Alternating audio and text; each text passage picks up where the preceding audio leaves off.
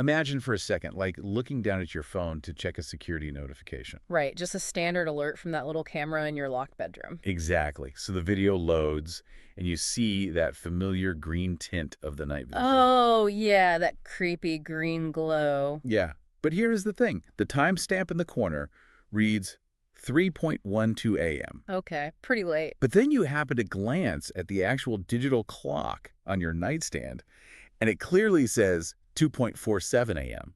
Oh man, that gives me chills immediately. Right. You aren't watching a recording of the past. You are watching a high-definition video from 25 minutes in the future. And not just any video. No.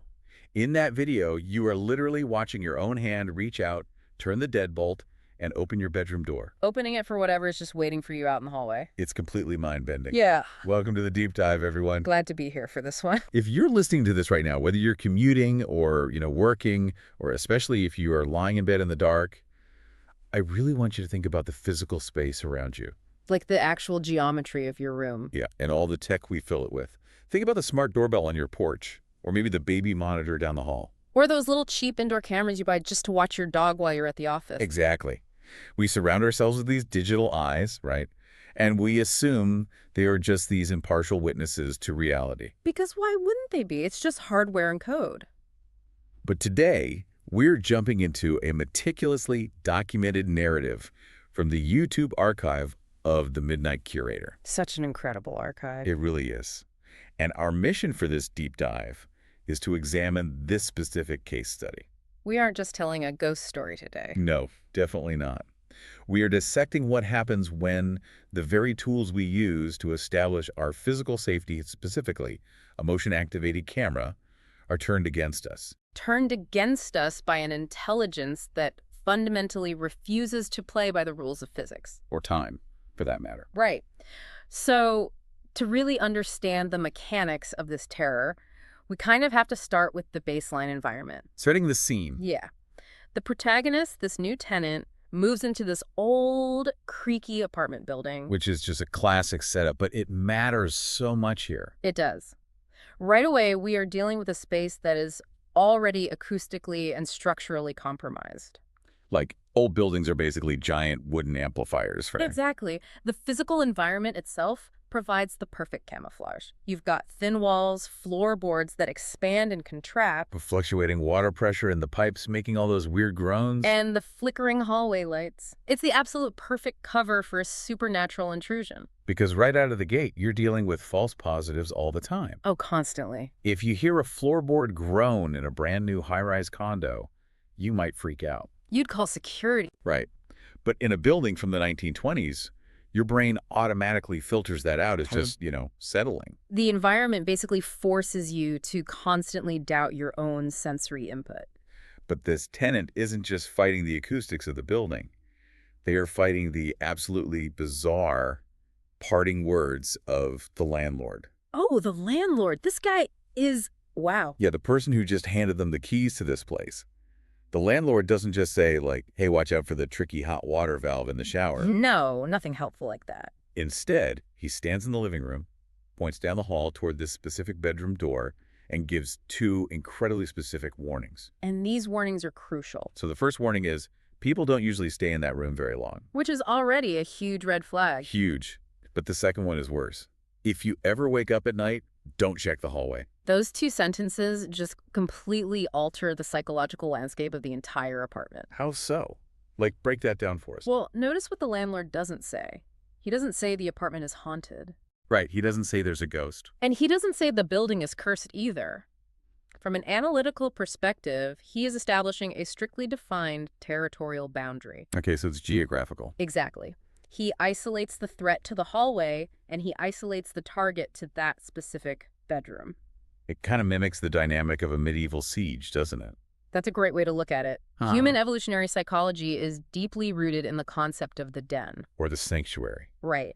We need a defensible space to achieve the REM sleep that's necessary for survival. You can't sleep if you're exposed. So the landlord is explicitly mapping out the danger zones for them. He's saying the bedroom is the besieged castle, and the hallway is basically no man's land. And he provides the single overriding rule of survival for this specific ecosystem. Do not breach your own perimeter. Right. You wake up, do not look into the danger zone. But, if you're the tenant and you've just signed a 12-month lease, Which probably required first, last, and a security deposit. right, you can't just accept that you now live in a supernatural war zone. You'd lose so much money. So the slow escalation begins, and the protagonist leans really hard into rationalization. As we all would. Yeah. A few days in, they notice the bedroom door is open a couple of inches when they wake up, Even though they distinctly remember clicking it shut the night before. which is terrifying. Mm. Then, late at night, they start hearing this soft, rhythmic dragging sound out in the hallway. And it's not footsteps. That's a key detail from the source. No, it's dragging. Yeah. Like something heavy being pulled. And what does the tenant do? They blame the HVAC system. Of course they do. They blame changes in barometric pressure affecting the old door hinges. They probably assume an elderly neighbor is just dragging a heavy trash bag down the hall at 3 in the morning. Which is such a weird assumption, but it shows how the psychology of denial operates. It's operating exactly as it's designed to, honestly. The human brain is just this massive pattern recognition machine, Right. but it has a built-in firewall against the impossible. A firewall, I like that. Yeah, because acknowledging that an unseen, unnatural entity is dragging something past your bedroom door while you sleep, that is a reality-breaking concept. The cognitive dissonance is just too painful to process. Exactly. Your brain will literally contort logic. It will force the data to fit into a mundane box because the alternative triggers a level of primal panic that is biologically unsustainable. You literally cannot live everyday life while in a constant state of fight or flight. No, you'd have a heart attack. So you just tell yourself it's the wind. But the anxiety still leaps through the firewall, right? Like the rationalization is a leaky dam. Always. You can't ignore it forever. So, to finally put the anxiety to rest, the protagonist turns to the ultimate modern arbiter of truth. A cheap $20 night vision motion camera from the internet. We've all bought one of these. Definitely. They want data. But here is where I really, really struggle with the protagonist's logic. I think I know what you're going to say. They take this camera, and instead of mounting it out in the hallway to capture whatever's making that dragging sound, They put it inside the room. yes, they place it on a bookshelf inside their bedroom, Yeah. pointing it directly at the closed door from the inside. It's such a specific choice. If the threat is external, why wouldn't you surveil the external space? Pointing it at the inside of your own door feels entirely counterintuitive if your goal is an investigation. Well, what's fascinating here is it's counterintuitive for an investigation, yes, but it makes perfect sense if you view the camera differently. Like how? View it not as an investigative tool, but as a digital security blanket. Oh, a digital shield. Precisely. If you place the camera in the hallway, you are going on the offensive. You are actively hunting the monster. And you might actually catch it. Exactly. If you capture an entity on tape out in the hallway, your denial is shattered forever. You have to move out immediately or you'll just lose your mind. Right. The protagonist doesn't actually want to find a ghost. They want to find nothing. They're placing the camera inside their sanctuary, pointing at the boundary, because what they desperately want the camera to capture is a draft of wind pushing the door open. So they can watch the footage the next morning over coffee, point at their phone and say, see, fluid dynamics. Air pressure, old hinges. I'm safe. They're using surveillance technology to enforce their own denial. They want the camera to be this machine that just dispenses comfort. But that backfires horribly. Horribly, because instead it introduces a terrifyingly precise schedule to the terror. It really does. It takes the vague, spooky atmosphere of an old apartment and weaponizes it with digital timestamps. Which brings us directly to the 3:12 a.m. escalation. Right. Okay, let's unpack this progression because the first 3 nights are wild. Let's do it. Night 1. Night 1. The motion alert pings the phone at exactly 3:00 a.m. The protagonist checks the footage the next morning. What do they see? The video shows the room in that green night vision glow. The door is closed. Then the handle slowly depresses. Just the handle moving on its own is awful. Uh. The door opens a few inches, stays perfectly still for 30 seconds, and then softly clicks shut. Okay, so that's night 1, testing the waters. Right. Night 2. Same exact timestamp. 3:01 a.m. The precision is what gets me. This time, the door opens wider, about 6 inches. And through the crack, the camera picks up the hallway light flickering violently. casting those jagged, moving shadows into the bedroom. Exactly. But again, nothing enters the room. It just stays open, then closes. See, that progression is chilling because it completely eliminates the possibility of random, chaotic poltergeist activity. It's not just throwing plates around, No. What the camera is capturing is methodical, it is calculated. like a predator. Exactly like an apex predator. Think about a tiger testing the perimeter fence of an enclosure. They don't just blindly bash into the fence immediately. They probe it. They probe it. They test the structural integrity, but more importantly, they test the response of the prey inside. Oh, wow. So on night 1, the entity is checking if the physical barrier can be manipulated at all. Yes. And on night 2, it is testing the lighting, the visibility, and the psychological tolerance of the victim. It is engaging in systematic habituation. By opening the door and deliberately not entering, it is eroding the protagonist's psychological defenses. It's proving that the locked door is basically a meaningless construct. It's boiling the frog. Right. It's getting the protagonist used to the breach so that the initial panic response is dulled. But then comes night 3. Night 3. The illusion of safety is just completely obliterated. The turning point. The motion alert hits at 3:10 a.m. again. In the morning footage, the handle turns and the door swings wide open. Fully open this time. Fully open. The hallway light is doing that crazy stroding thing, and standing in the pitch black just beyond the threshold is a tall, unnaturally still shadow. No features. No discernible features at all. Just absolute solid darkness blocking the flickering light.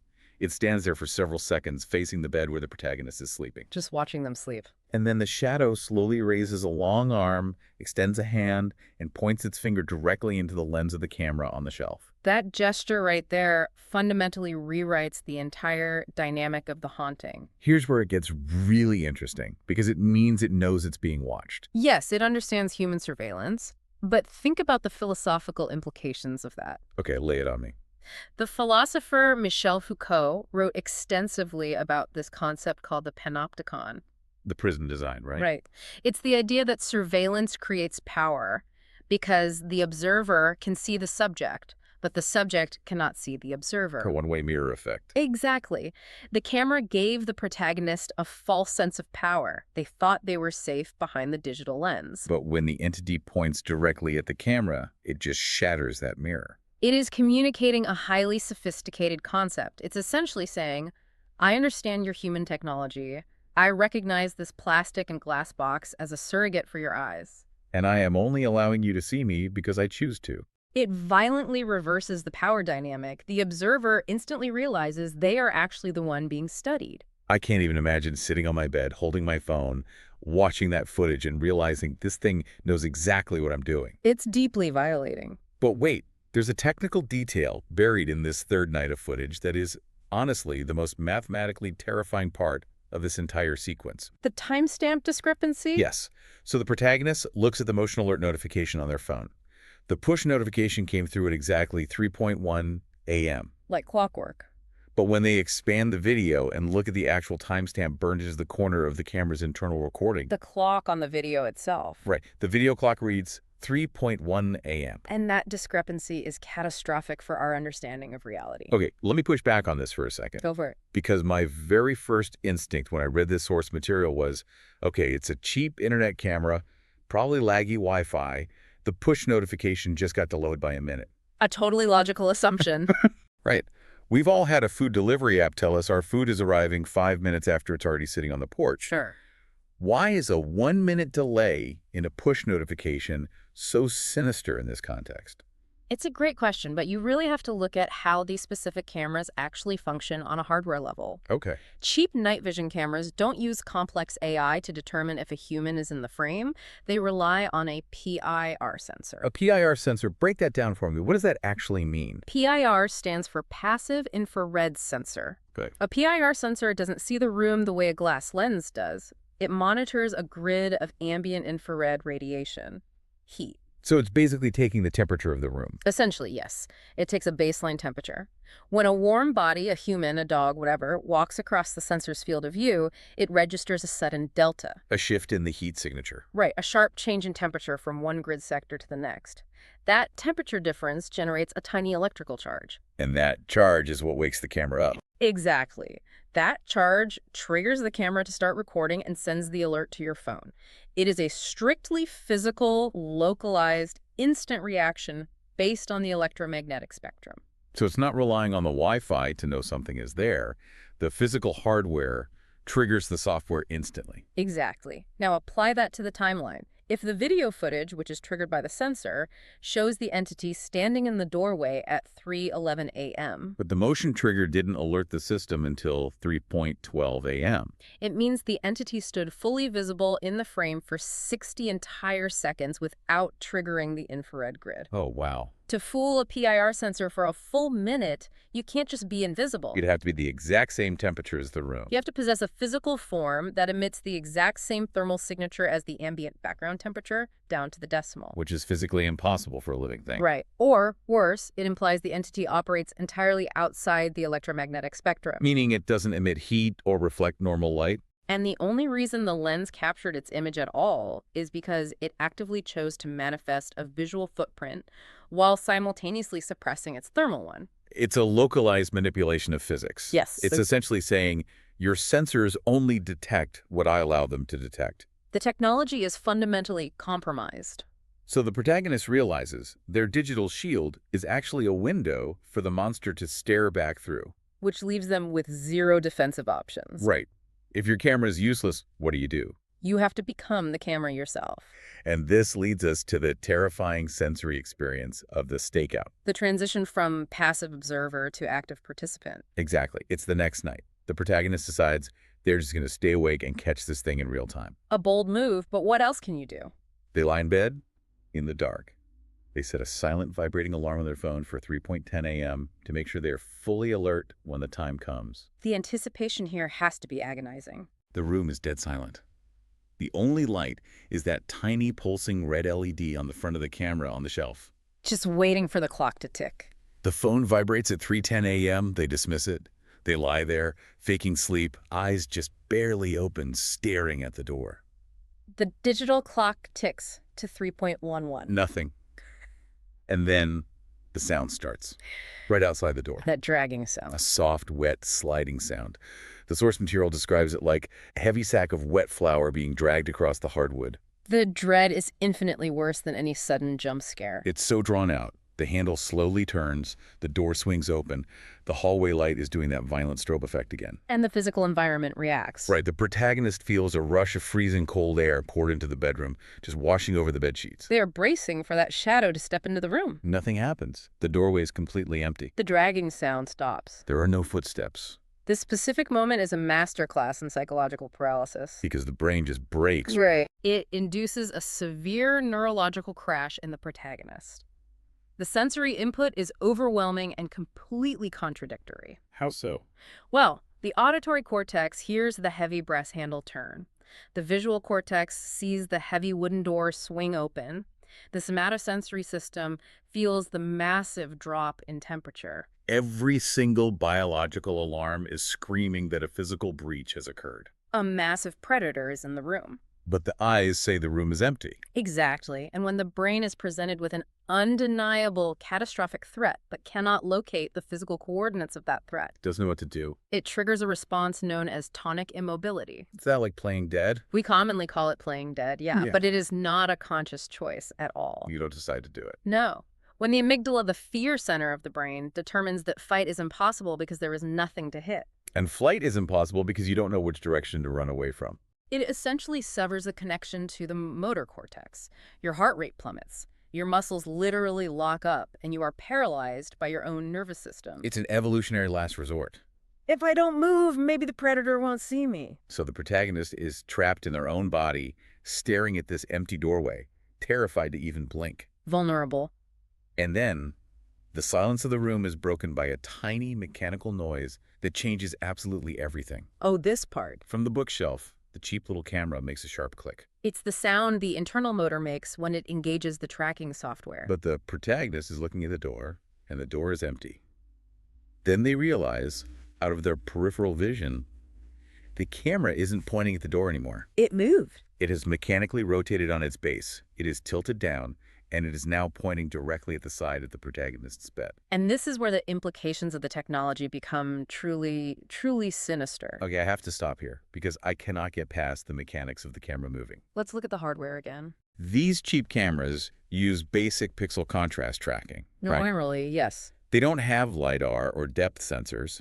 They just look for a cluster of pixels that change contrast against the static background, and the motor follows that cluster. Right, it tracks visual movement. So if the camera tracked the entity moving from the doorway to the side of the bed, that means the entity wasn't just a hallucination. It had enough physical density to block ambient light. It created a contrasting shadow that the camera's algorithm could lock onto. It has mass. That's one theory. Wait, or? Huh.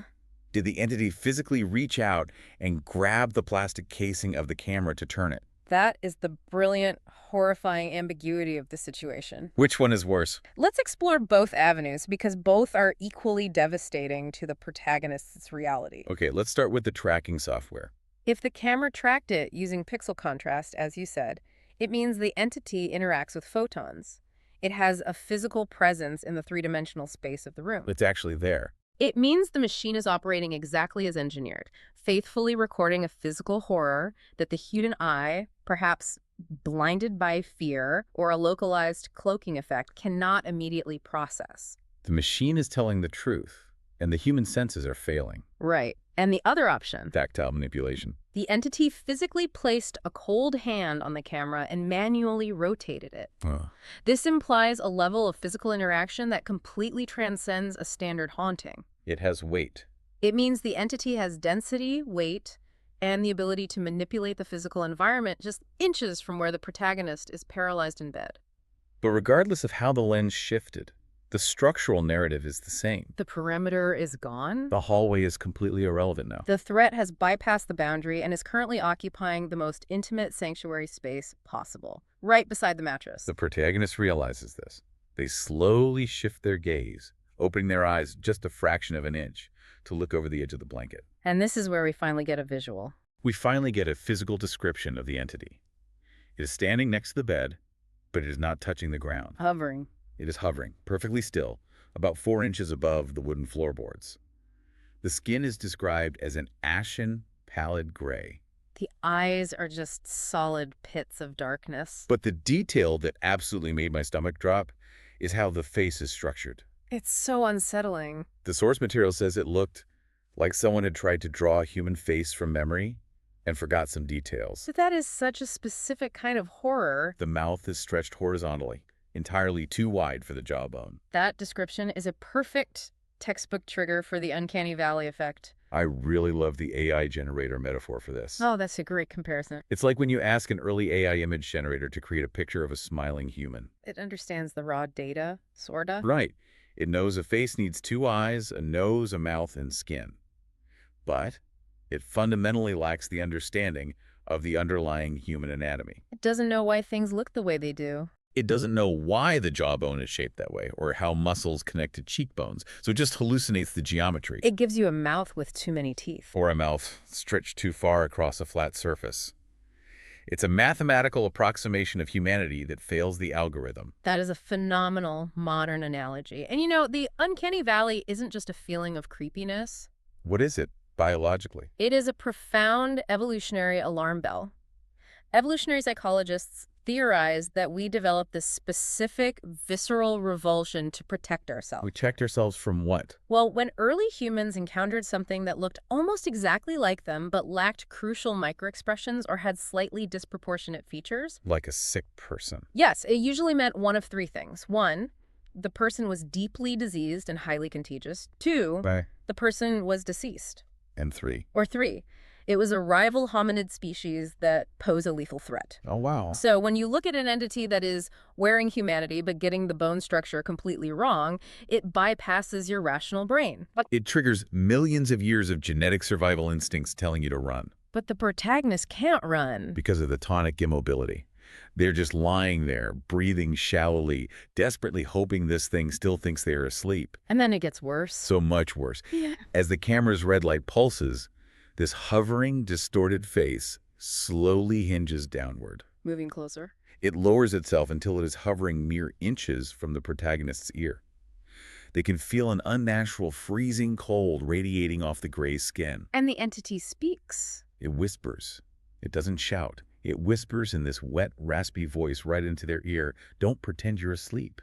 With 5 simple words, the entity completely dismantles the protagonist's final psychological defense. The illusion of ignorance. Exactly. Think about when children are terrified of the dark. What do? They pull the blanket over their heads. Right.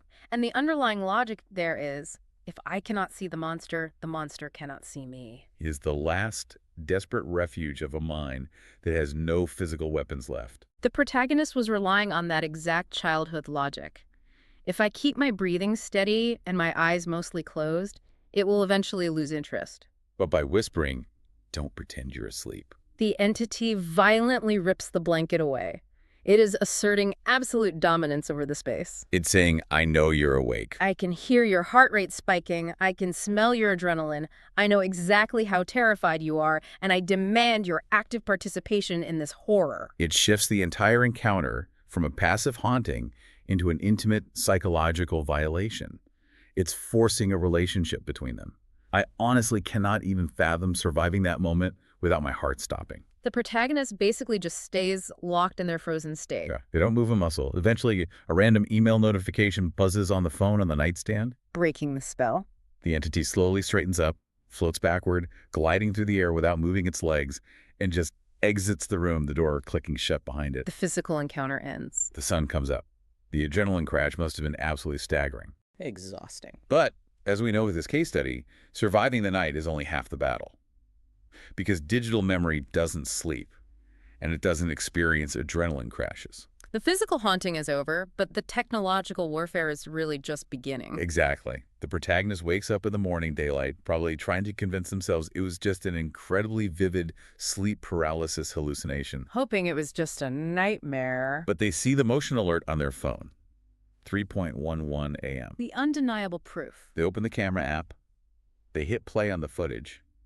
And the video confirms everything. Every terrifying detail. They see the green night vision. They see the door open. They see the horrific, pale entity glide into the room. They see the camera tilt. The machine saw it all. They see the entity lean over their own sleeping body. The camera captured the entire visual event. But the camera also records audio. And this is where it shifts again. So the protagonist turns the volume all the way up on their phone, bracing themselves to hear that raspy whisper again. This raises an important question about the very fabric of how information is recorded and transmitted. Right. The protagonist holds the phone to their ear. The entity on the screen leans down.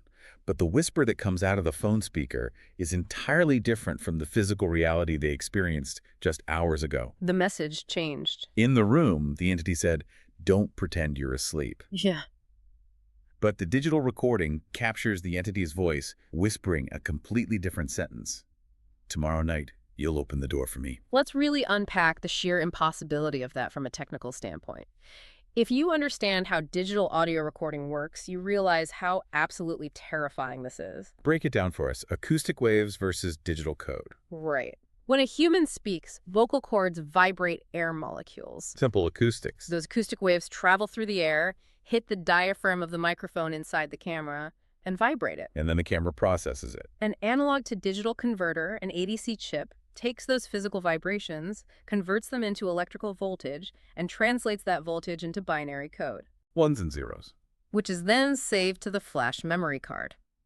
If the acoustic reality in the room was, "Don't pretend you're asleep," those were the specific air vibrations hitting the microphone in that moment. So for the recording to play back tomorrow night, you'll open the door for me. It means the entity did not speak those words into the air.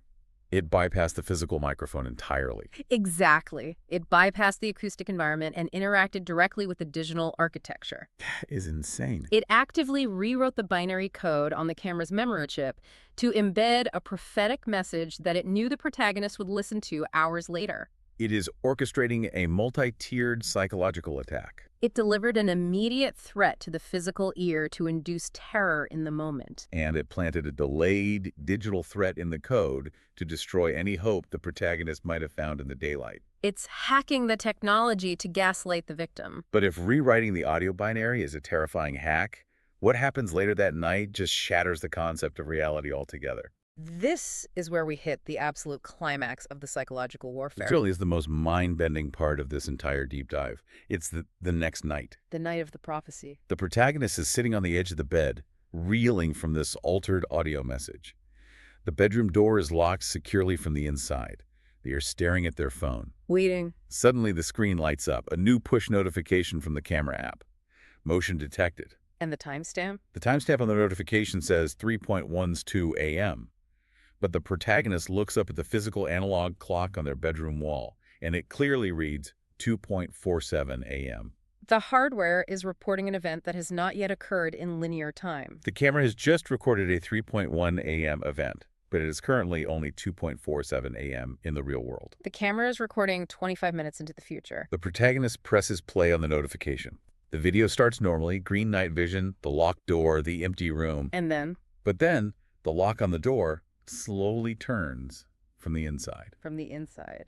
And the protagonist watches in absolute stomach-churning horror as the footage shows their own arm reaching into the frame from the bed, Their own hand. grabbing the deadbolt, unlocking it, turning the handle, and pulling the door open to let whatever is waiting in the hallway inside. The implications of this are staggering. I have to ask you, so what does this all mean? Are we dealing with actual, literal time travel here? Yeah. Is the cheap Wi-Fi camera somehow precognitive? It's hard to wrap your head around. How is a $50 piece of plastic capturing a temporal anomaly? If we look at the entity's behavior leading up to this point, the habituation, the pointing, the audio manipulation, I don't believe we're dealing with literal time travel in a sci-fi wormhole sense. Okay, so what is it doing? The entity isn't moving through time. It is weaponizing the concept of determinism. Determinism. This is an advanced psychological siege tactic. By showing the protagonist a high-definition video of their own future compliance, their own hand unlocking the door, the entity is attempting to fundamentally break their free will. It's a demoralization campaign.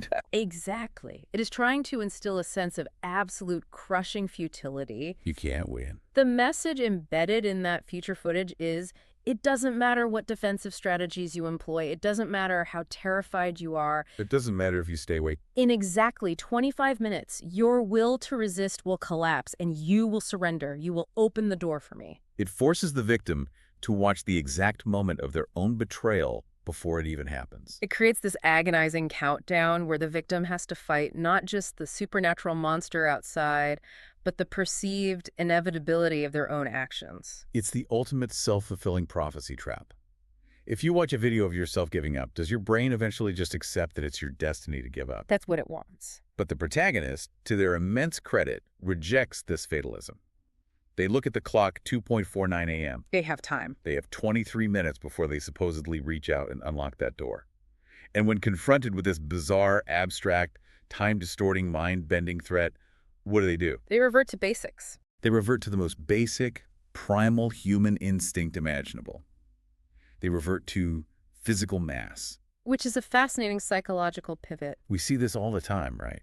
When humans are faced with severe anxiety over abstract threats, like the fear of a digital bank hack or existential dread, we often revert to physical barrier building. We want to touch something solid. We double-check the deadbolt on the front door, even if the threat is a computer virus on our laptop.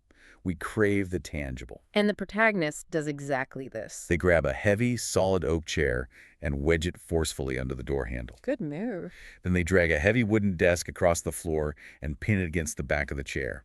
They build an impenetrable physical barricade of wood, gravity, and friction against an entity that hacks binary code. It is the ultimate expression of desperation. It really is. When the abstract, the digital, and the temporal fail you, you return to Newtonian physics. Mass times acceleration, friction. You build a wall. The barricade isn't just a physical barrier, it is a physical manifestation of the protagonist's willpower. By stacking furniture, they're actively screaming at the universe, I will not be the one who opens this door. I am physically preventing my future self from fulfilling the prophecy the camera showed me. They are trying to build a dam against destiny. But as we see in the agonizing climax of this narrative, physical barriers are entirely irrelevant to an intelligence that dictates its own rules of reality. Which brings us to the final countdown. The tension here is unbearable. The protagonist sits on the bed, staring at the desk wedged against the door. The clock ticks down. 3.0 a.m., 3.05, 3.09. Just waiting for destiny to arrive. The tension in the room is suffocating. Huh? And then the wall clock hits 3.11 a.m. A minute later, the phone buzzes. The 3.12 a.m. motion alert triggers. The moment of truth. The physical reality begins to play out exactly on schedule. The handle. The heavy brass door handle slowly depresses, No. but the oak chair is wedged tightly beneath it. The handle stops. It can't turn. The door pushes inward, but the massive weight of the desk holds it firm. The barricade works. The door cannot open. A physical victory. The handle rattles violently, desperate to turn. The hallway light flickers frantically through the tiny crack under the doorframe. Something massive is out there, putting its weight against the wood, but the physical mass of the desk stops it cold. For a fleeting, glorious second, there's a massive wave of relief. The protagonists defied the future footage. They beat the prophecy. But that victory is the crux of the entity's grand misdirection. It is a carefully constructed illusion, Yes, it is. because right as the protagonist is staring at the barricaded door, panting, heart racing, the phone in their hand buzzes again. Another alert. A new video notification for the camera app. Timestamp, 3.12 a.m. The protagonist opens it. What does the video show? The night vision footage begins, and it shows exactly what just happened in physical reality. The door did not open. The chair blocked it. So the camera matches reality now. The protagonist watches this and probably thinks, I did it. The camera recorded my victory. But then the video continues playing, Oh, no. and the camera lens slowly adjusts its autofocus. This is the moment the true, horrifying architecture of the terror is finally revealed to the victim. The camera focuses, and the protagonist realizes something visceral and deeply sickening. It's not at the door. In the video feed, the threat isn't at the barricaded door. The entity isn't trying to push past the desk. The entity is behind the camera. It was always in the room. It is already inside the room, standing right next to the bookshelf, watching the protagonist watch the barricade. It's just observing them. And then, in the video, the camera slowly tilts downward, as if the gray, pallid hand of the entity physically placed its weight on the top of the casing and pushed the lens down. And the video cuts to black. If we connect this to the bigger picture, the entire narrative completely inverts upon itself. Everything was a lie. Every single terrifying event leading up to this exact moment, the dragging sounds in the hallway, the door slowly opening night after night, The flickering lights, the shadow pointing at the lens. the altered audio, even the terrifying precognitive footage of the future, it was all a distraction. It was an incredibly elaborate, supernatural magic trick. The magician's left hand. Right. What is the fundamental rule of misdirection in sleight of hand magic?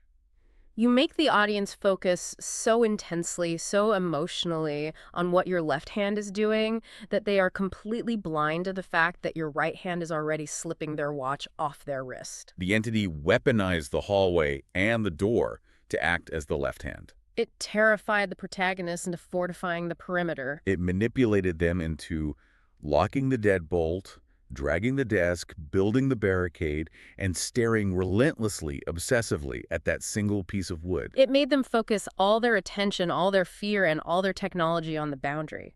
While the right hand, the entity itself, was already inside the sanctuary, it never needed the hallway door at all. Exactly. It bypassed the physical barriers completely because the physical barriers were always irrelevant to it. It just wanted them distracted. The entity didn't want to physically break into the room. It wanted to break the protagonist's mind. By manipulating the protagonist into building the barricade, the entity ensured they were entirely distracted. And more importantly, that they had physically trapped themselves within the space the entity already occupied. The protagonists locked themselves in with the monster. They built their own cage.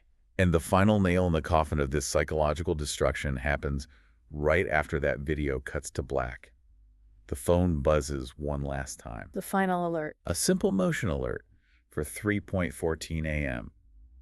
The protagonist slowly looks up from the glowing screen of their phone. The room is dark, and they hear it. Where is it coming from? Not from the hallway outside, not from the speaker of the phone.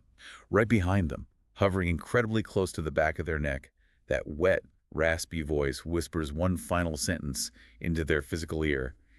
Your camera showed you the wrong door. Your camera showed you the wrong door. That phrase is an absolute masterclass in psychological horror. It completely unravels the foundational reality the protagonist has been operating under since day one. It leaves the protagonist, and us as the audience, to debate massive, horrifying implications. Like, what does it actually mean?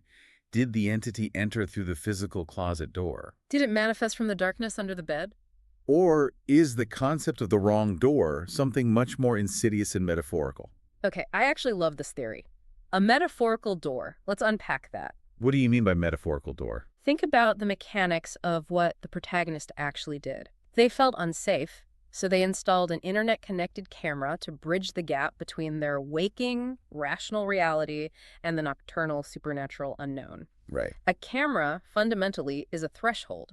It is a lens that peers out into the dark, transmitting data back and forth. So was the camera itself the door?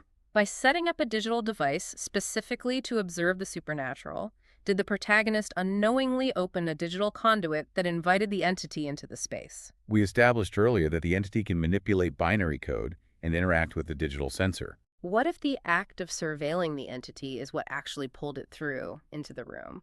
Like the observer effect in quantum mechanics, but weaponized. By measuring the ghost, you manifest the ghost. Precisely. Or perhaps the door was the act of falling asleep, entering a vulnerable state of consciousness. Or the act of observing the future video. It implies that the protagonist's entire defensive strategy was fundamentally flawed from the very first night. Because they were guarding the physical geometry of the room, the wood and the hinges.